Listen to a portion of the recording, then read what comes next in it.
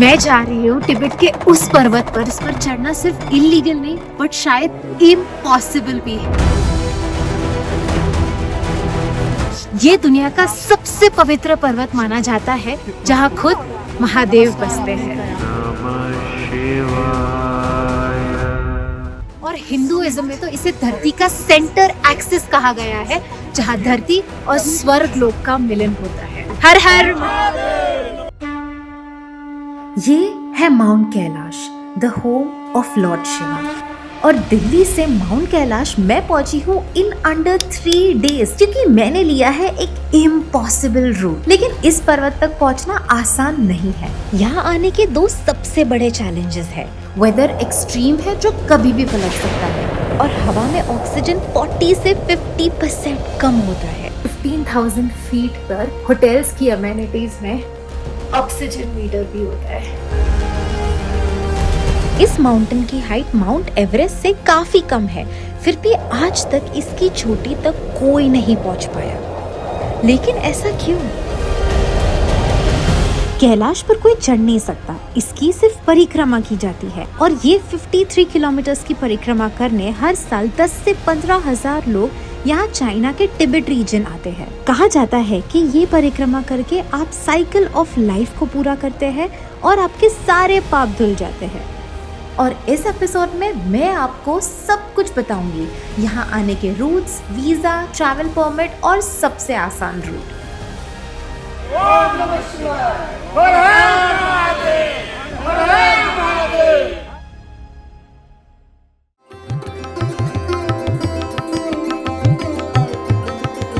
Mount Kailash बसा है China के तिब्बत ऑटोनॉमस रीजन में at an altitude of 15,500 feet. Asia की 4 सबसे बड़ी नदियां इंडस, सतलज, ब्रह्मपुत्र और कर्नाली इसी रीजन से निकलती है। इसीलिए इस जगह को सोर्स ऑफ लाइफ भी कहा जाता है। कैलाश पर्वत सिर्फ हिंदुइज्म के लिए नहीं पर 4 रिलीजन्स में सीक्रेट माना जाता है। हिंदुइज्म, बुद्धिज्म, जैनिज्म और बौद्ध। और मई से सितंबर आर द ओनली मंथ जब आप यहाँ आ सकते हैं। वैसे यहाँ आने के 3 ट्रेडिशनल रूट्स है, बट मैंने लिया है the fastest and the most impossible root via China, reaching here in under 3 days। थोड़ा वेट कर लो, सब कुछ बताती हूँ।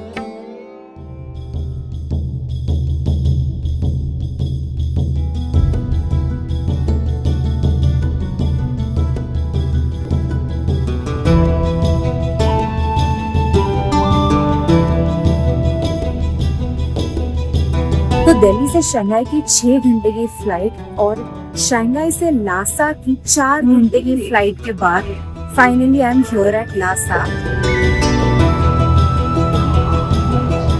नमस्ते। Such a warm welcome. Thank you. Welcome. ये है लासा की हॉस्पिटैलिटी। एंड लासा जो है ना वो लेह लद्दाख से भी ज़्यादा ऊंचा है। This is at 3,600 feet. तो यहाँ पर ऑब्वियसली ऑक्सीजन लेवल थोड़ा सा कम है। एंड एयरपोर्ट पर ही if you feel uneasy when you land, you can straight away take one of these और you can check your oxygen meter as well. Be safe, hydrate, drink a lot of water because my throat right now, मेरा गला भी थोड़ा सा सूख रहा है, तो मैंने थोड़ा पानी पी लिया and now I am feeling better. So let's go.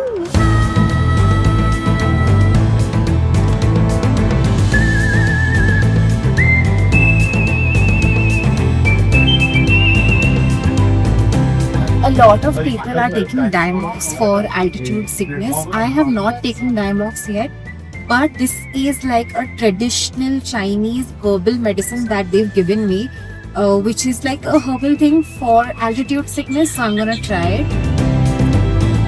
Okay, to answer the 2 biggest questions. Number 1, visa. क्योंकि mount Kailash Tibet autonomous region में है और तिब्बत एक रिस्ट्रिक्टेड एरिया है, इसीलिए यहाँ आप सोलो ट्रैवल नहीं कर सकते। आपको एक रजिस्टर्ड टूर ऑपरेटर के थ्रू ही जाना पड़ता है। वहीं आपके लिए group China visa, Tibet travel permit और रूट के हिसाब से आपके टूर ऑपरेटर्स बाकी सारे ट्रैवल परमिट्स अरेंज करते हैं। आप प्राइवेट ऑपरेटर्स के थ्रू भी जा सकते हो और आप गवर्नमेंट ऑफ इंडिया के थ्रू भी ये ट्रिप प्लान कर सकते हो। हर साल ministry of external affairs online application open करती है।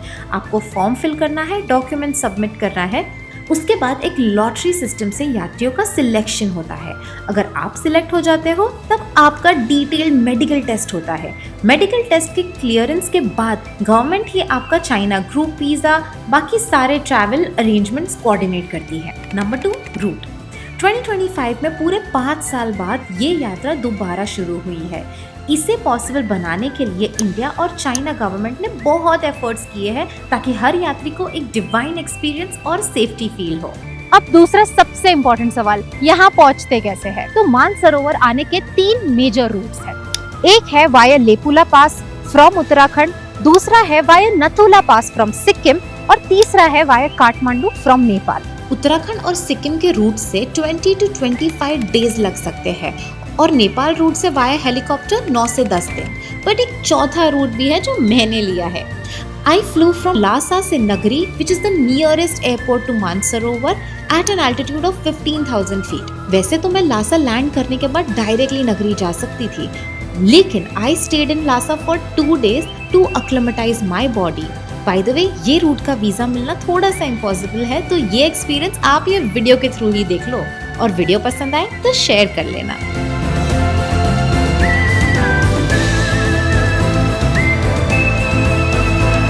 खासा मैंने एक्सपेक्ट नहीं किया था कि इतना क्यूट और इतना डेवलप्ड होगा, because I thought it's at such an altitude it would be a little bit more like a village, but this is a little city.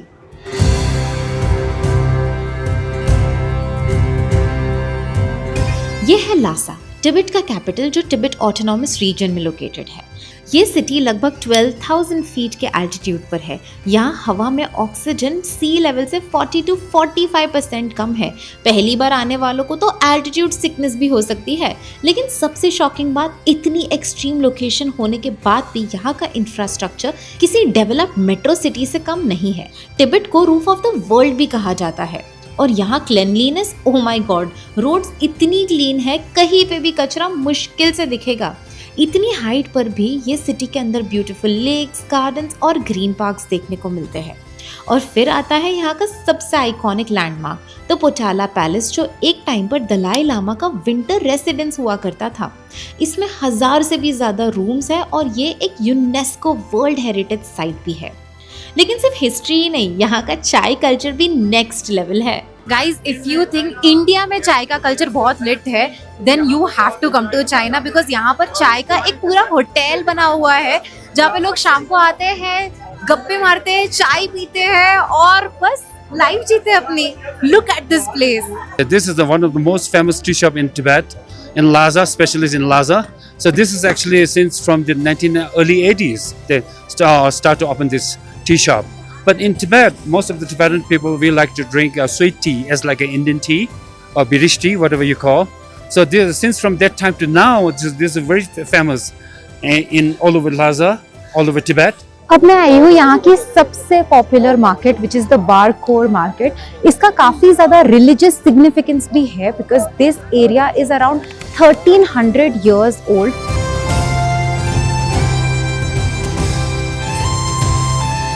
और इसका काफ़ी ज़्यादा रिलीजियस सेंटिमेंट भी है। जैसे यहाँ पर ये एक सेक्रेट टेम्पल है टिबेटन कल्चर में, और लोग इसके चारों तरफ कोरा कर रहे हैं, जैसे हम परिक्रमा करते हैं बस उसी तरह कोरा करते हैं, और वो भी साष्टांग नमस्कार करके।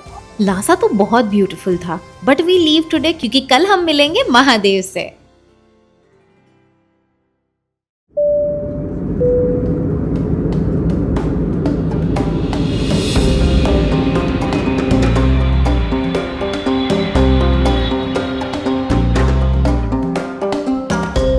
दिस इज डे 3 एंड सुबह की 6:30 की फ्लाइट ली है मैंने from Lhasa to Ngari, which is the nearest airport to Mansarovar.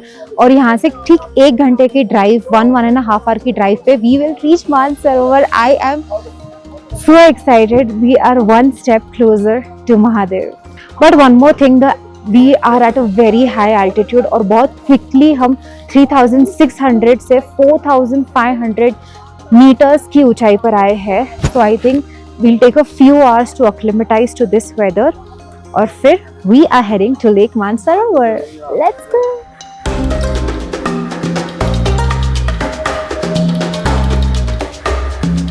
Lake Mansarovar से पहले हमने क्रॉस की एक mysterious lake, the Rakshastal lake.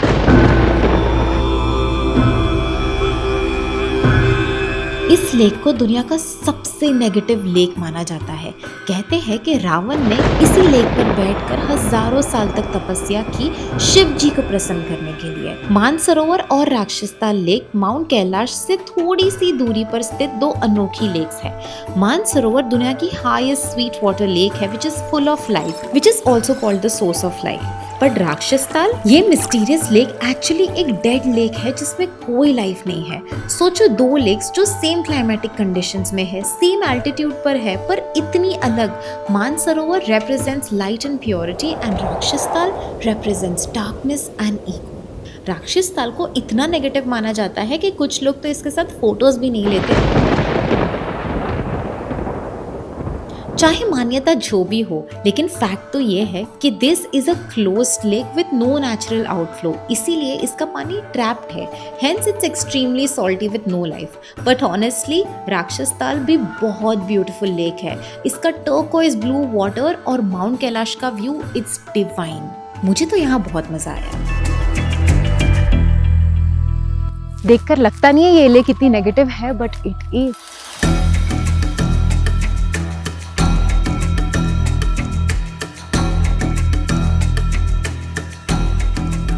जैसा कि आप देख सकते हैं मौसम अभी बदलने वाला है। इट्स क्लाउडी, इस तरफ इट्स सनी और इस तरफ इट्स क्लाउडी। मौसम कभी भी बदल सकता है। और फिर कुछ ही देर की ड्राइव के बाद मैं पहुंची वो जगह जिसका मुझे इंतजार था, lake Mansarovar. Guys, this is the first look of Lake Mansarovar and Mount Kailash.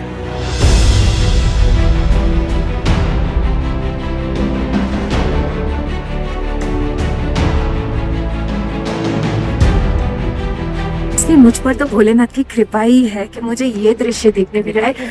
आज आसमान बिल्कुल साफ है, बिल्कुल क्लाउडी नहीं है, बिल्कुल रेनी नहीं है, टेम्परेचर भी बिल्कुल परफेक्ट है।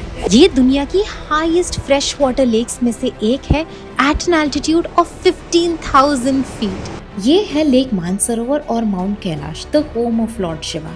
कहते हैं कि ब्रह्मा जी ने इस लेक को अपने मन में बनाया था, इसीलिए इसे मानस यानी मन और सरोवर यानी लेक कहते हैं। जब मैंने यात्रियों से बात की तब मुझे एक शॉकिंग चीज पता चली। ब्रह्म मुहूर्त में कहते हैं कि यहाँ रात को सप्त ऋषि मंडल इस लेक में स्नान के लिए आते हैं और and people see celestial lights over the lake. This is truly a magical place. Mahadev जब बुलाए तभी आप मानसरोवर कैलाश के दर्शन कर सकते हैं। इसीलिए शायद यहाँ आकर सिर्फ आंखें ही नहीं बट दिल भी भर आता है। दुनिया में कुछ ऐसी भी जगहें होती है ना जहाँ अपने आप आकर रोना आ जाता है। इट्स जस्ट दैट रियलाइजेशन जो तुम्हें खुद के साथ होता है। ये फीलिंग मैं तो एक्सप्लेन नहीं कर सकती। It is one of the most surreal feeling in the entire world.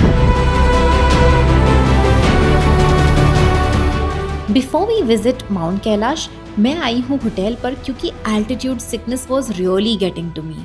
Normally hotels में अमेनिटीज में एसी होता है, हीटर होता है, बट यहाँ 15,000 फीट पर होटल्स की अमेनिटीज में ऑक्सीजन मीटर भी होता है, सो दैट अगर आपको रात को या कभी भी ऑक्सीजन की दिक्कत हो, so you can just directly plug it in.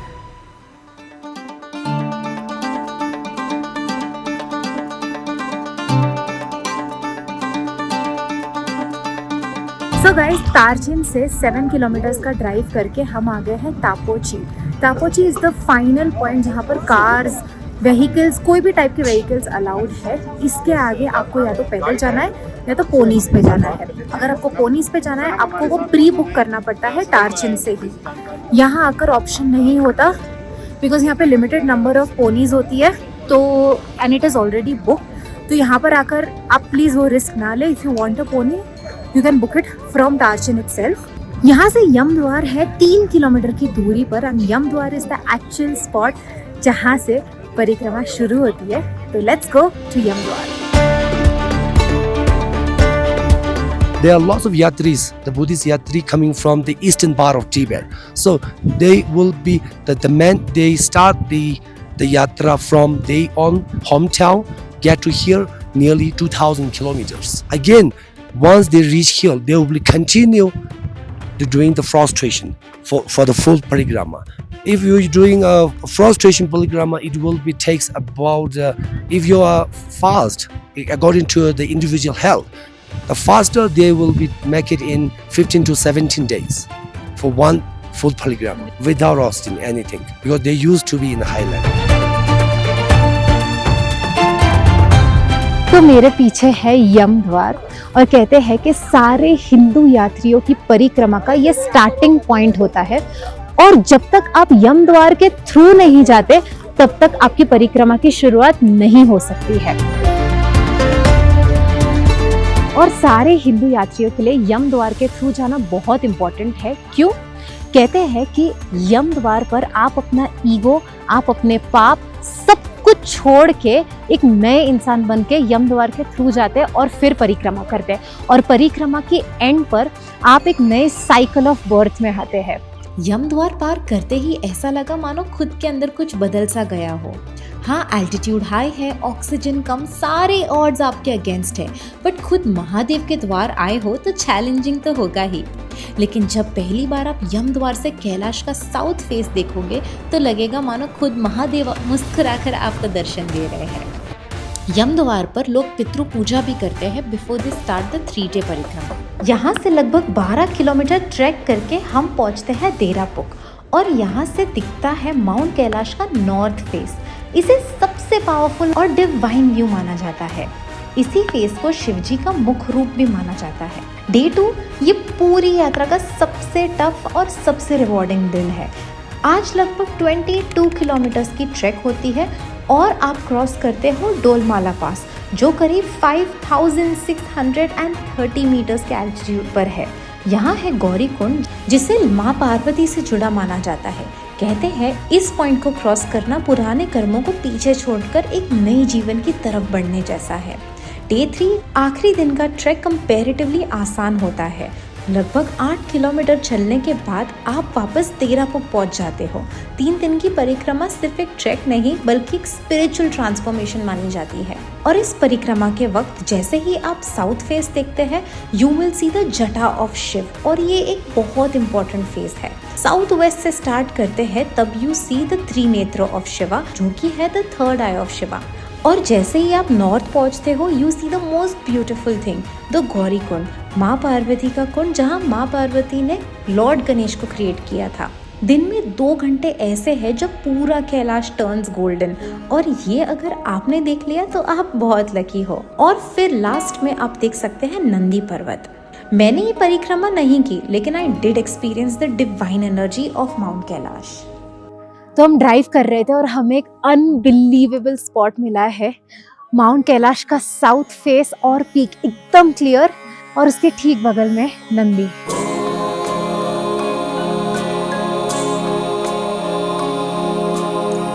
Mount Kailash उन रेयर पहाड़ों में से है जिसकी 4 फेसेस है। मेरे सामने फिलहाल साउथ फेस है और इसकी पीक एक्सट्रीमली स्टीप है।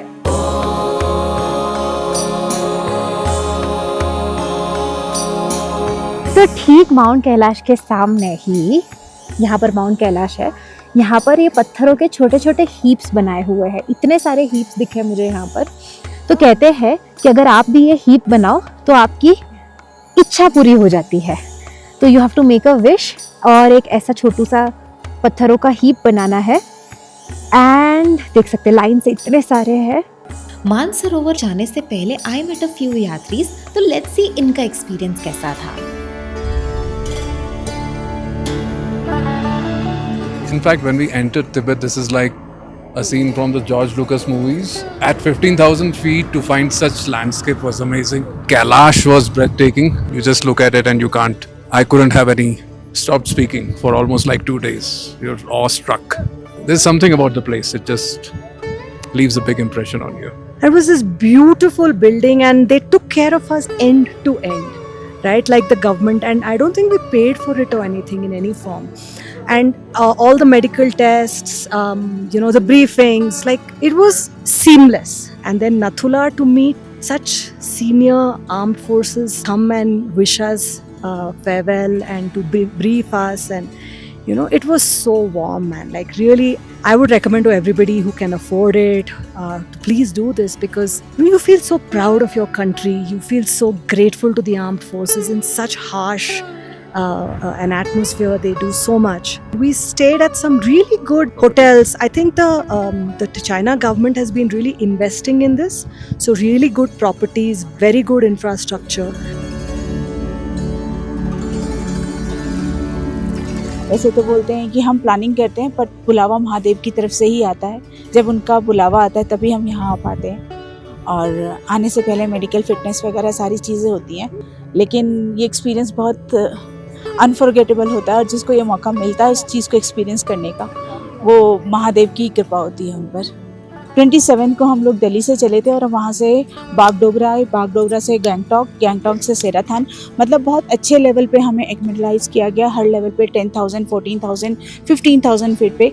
फिर नाथुला पास बॉर्डर क्रॉस करके हमने चाइना में एंट्री किया।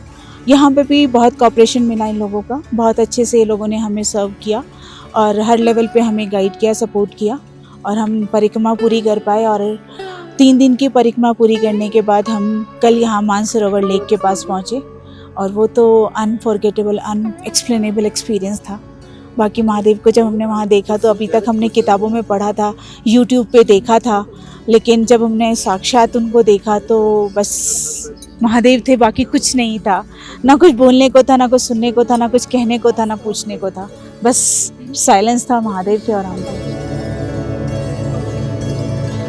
बहुत सुंदर। और हमने एक्चुअली नाइट में 2:30 पे जो हमने नाइट में देखा वो मानसरोवर में आज ब्लिंकिंग करते हुए, और टूटता हुआ तारा जो समुद्र में मतलब मानसरोवर लेक में आता है, और जो मून राइज, मतलब लाइफ में अनबिलीवेबल कि मतलब 2:30 पे जो मून राइज हुआ, ऐसे लगा जैसे दीपक की लौ कोई आग जली है, और वो धीरे धीरे बढ़ते बढ़ते फिर पता चला ऐसे खड़ा आधा चंद्रमा अष्टमी का निकला। बहुत सुंदर वो नज़ारा, जीवन में कभी नहीं भूल सकते। अगर आपके भी दिल में कभी कैलाश मानसरोवर जाने की इच्छा हो तो उसे बस एक सपना मत रहने देना, और हो सकता है एक दिन महादेव का बुलावा आपको भी आ जाए। और अगर इस वीडियो से आपको कोई भी डाउट हो, कोई भी सवाल पूछना हो तो कमेंट सेक्शन में ज़रूर पूछना, मैं पूरी कोशिश करूँगी हेल्प करने की। और अगर ये वीडियो आपको पसंद आई हो तो उसे उन लोगों तक ज़रूर शेयर करना जो महादेव से जुड़ना चाहते हैं और एक दिन कैलाश मानसरोवर जाना चाहते हैं। मिलते हैं अगले सफ़र में, तब तक के लिए हर हर महादेव।